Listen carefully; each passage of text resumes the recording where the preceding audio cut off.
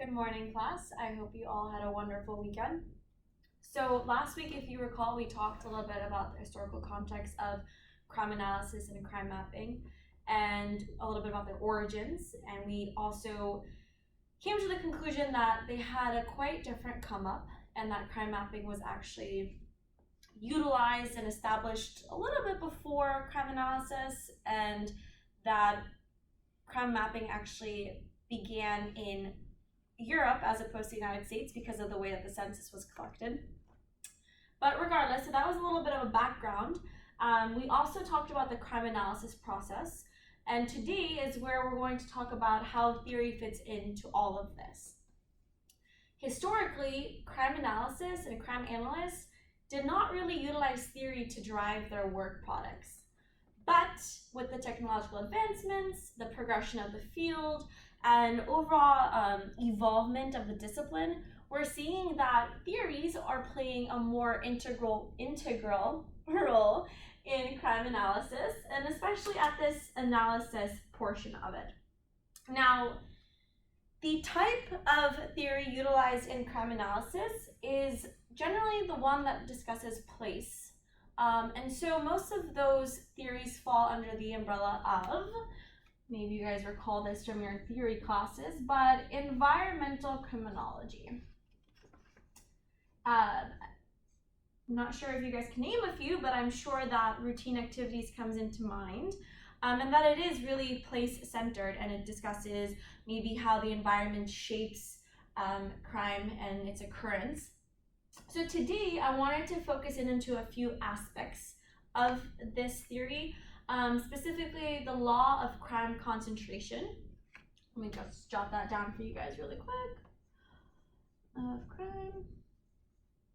And this is, if you recall from your textbook, was actually established by David Weisburd in 2014, criminologist. And in the most simplest form, I'm not going to give you the textbook definition, but in the most simplest form, this is the idea that crime does cluster at place, and that is narrowly defined, stable, and also predictable over time. So this is where we began our discussion on repeat victimization, near repeat victimization, and the 80-20 rule. If we have time, I'm going to cover them all, but I'm going to start with talking about repeat victimization. So there's 4 different components to this, or 4 different types of repeat victimizations, and the first one is a true repeat, a near repeat, which I'm sure most of you have heard this term. Whoops. And then we have virtual and chronic victimization. I'm not, again, going to go over the definitions that are laid out nicely in the textbook, and I expect you guys to be able to come up with examples of your own when it comes to the exams. So what I'm going to do is I'm going to lay out some examples for all 4 of these, starting with true repeat. Let's use burglary for these 2. So true repeat is when an offender burglarizes the same resident in the same home multiple times. Again, going back to the theories, maybe the routine activities of that individual are very commonplace and the offender knows exactly when to go in, when to go out.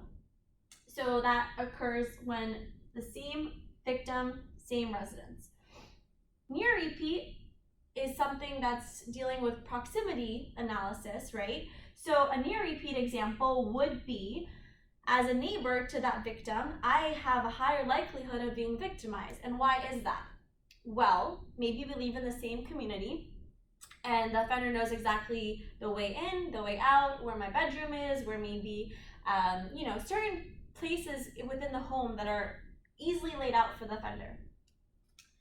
As far as virtual, this is probably a concept that you've heard less about, but it deals with maybe not proximity to the previous target, but let's give an example of a shopping center and maybe your favorite shop. So I love shoes, so let's give an example of Aldo.